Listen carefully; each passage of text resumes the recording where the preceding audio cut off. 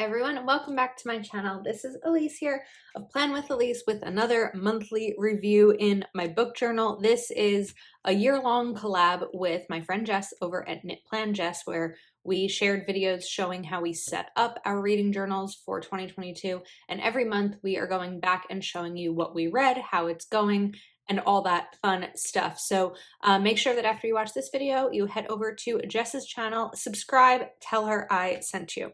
Okay, so I am using a Happy Plans and Notes for my reading journal for this year.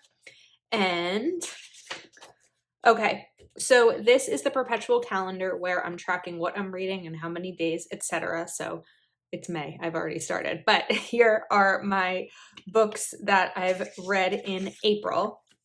So now we have my bingo challenge. So I think that, I don't remember if I marked published in 2022 as, what book was it? My Money, My Way, or I did that for Budget Focus. So maybe published in 2022. I should do something. I feel like I said this last month too, where I note what each of these are. But this might have been Nowhere for Very Long by Brianna Medea. And then Asian Main Character, this is a book that I read. It's actually a memoir, so it's an Asian author as well, called Crying in H Mart. All right, so let's go and flip over here to April. All right, April was a big month in terms of reading for me. It was my biggest month yet. I read all but 8. I read all but 8 days, and I actually ended up finishing 12 books. I don't quite know how. I just found books that I really liked and couldn't put down, so I spent a lot of time reading these 12 books. We will get into those shortly. I also get a lot of questions about how I print these out. So I use, to reach for it, this pack of sticker paper, 8.5 by 11, one label per page, that I got on Amazon. I'll have that link below. Everything I'm using today will be linked in the description.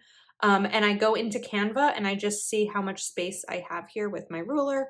I size them and pop them into the page, and then I just use little dot stickers to mark the days that I read. So my favorite book for the month was Reminders of Him by Colleen Hoover. I have yet to come across a Colleen Hoover book that I don't like. The memorable quote, it's like a mess because it's so long, is actually not from Reminders of Him. It's from The Hard Way Home. And it says, "We only get one life and we have no idea how long it will last or where it will take us." And there's a part that says like, "But one thing's for sure, it's too short to spend it pleasing others at the expense of our own happiness." And 3,478 pages read. And then this is where I usually track when I start reading a book. Sometimes over here in the notes section, I will add in what books I want to read this month, but I didn't end up doing that here. I just kind of like found books through Libby, which is the free library app that I use to download books on my Kindle, or just like Kindle recommendations. So I am at 38 books for 2022, and this is my books read page that I made. So this I made as well, but it's now available as a printable in my Etsy shop. This is not yet available in my Etsy shop. It's taking me a little bit of time to get this designed and perfected. And then here is my monthly review. So 12 books, 3,478 pages. Still haven't done anything with this. Then we have the A to Z challenge. So the only one I added is Nowhere for Very Long. It could happen here. I actually haven't finished yet, so it really shouldn't be here. Oh wait, Unmissing. I think Unmissing was an April book. It is. So I did add 2 into this. So now I know when I'm looking for other books this year, I need to start looking for some of these letters too.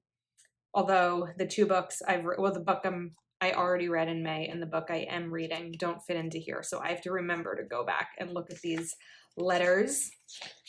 And then I haven't really done much more with these since I set them up. I did read Crying in H Mart.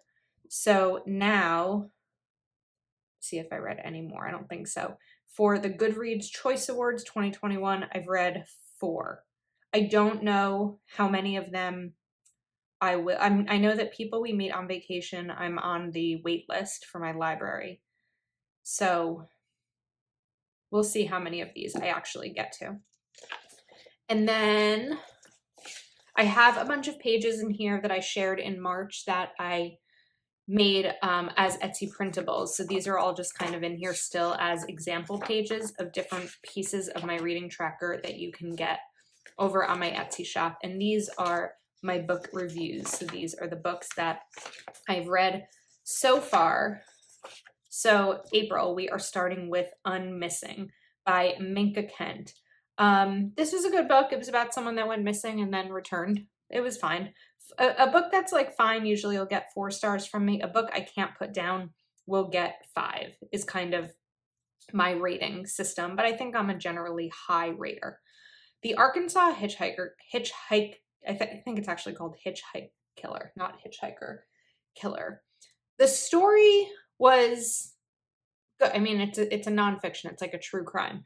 The writing, not great. I gave it 2 stars. I think that's one of the lowest ratings I've given a book this year. It was short. It was 147 pages, but it was like, not great. I would have rather watched a documentary on it.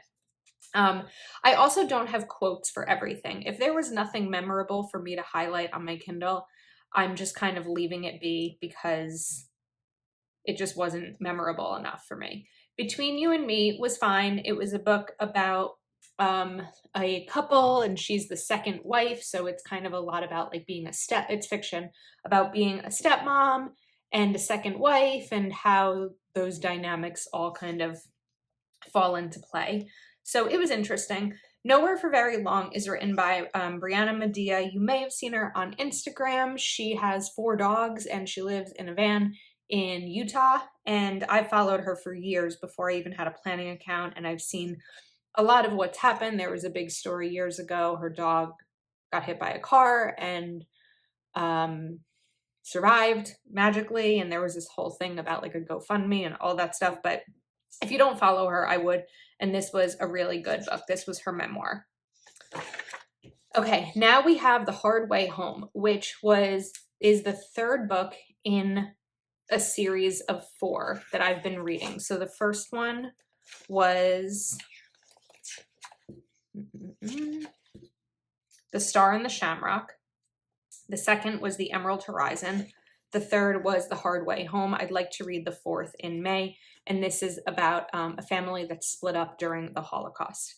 Then we have Reminders of Him, which again, my favorite book of the year, Colleen Hoover. I love all of her books. And this was a 1-day book, 335 pages, April 7th to April 7th. I could not put it down, so I loved it. They Both Die at the End is an LGBTQ plus romance. I know it like gives it all away in terms of what happens. I think Jess also read this book in April. So I'm interested to hear her thoughts when it comes to her putting it in her planner. We've talked about it one-on-one. And I think we have a little bit of varying opinions on it. But again, it was a fine book. We Live Next Door was good. It's like one of these basic thrillers, you know, people live in a house, something crazy happens on the block, and who done it kind of thing. So it was good. It was easy. Too Late was by Colleen Hoover. And that was a little bit of a rough one. It's like psychological fiction, but I think also like a decent amount of thriller in there. I really liked it, but definitely we're going to have some domestic violence trigger warnings on that book. Crying in H Mart, I showed that before, from the Goodreads 2021 best of Goodreads list. It's a memoir by Michelle Zauner, and it's about the loss of her mom and her life growing up and as an Asian American woman and in Seattle, and her dad is white, and so what that's been like for her, and it's very food based and a lot of like family cooking and memories. It was really interesting. I liked this quote: "My grief comes in waves and is usually triggered by something arbitrary." I also really loved this quote from Too Late: "The difference in being loved the right way and the wrong way. You either feel tethered to an anchor or you feel like you're flying." This was a good book. Okay, Now we have the final two of the month, Appetite for Innocence by Lucinda Berry. I've read several Lucinda Berry books. They're all kind of tough to read, whether they're about abuse or child abuse or kidnapping or trauma, violence, things like that. This again was a little bit of a difficult one, but it didn't get me in my stomach as much as The Perfect Child, which I think I read in March. That was a rough one. And then Family Money was really interesting. It was a crime thriller by Chad Zunker. So that was number 38 for the year. I have read one more and I'm in progress on another that I will fill in.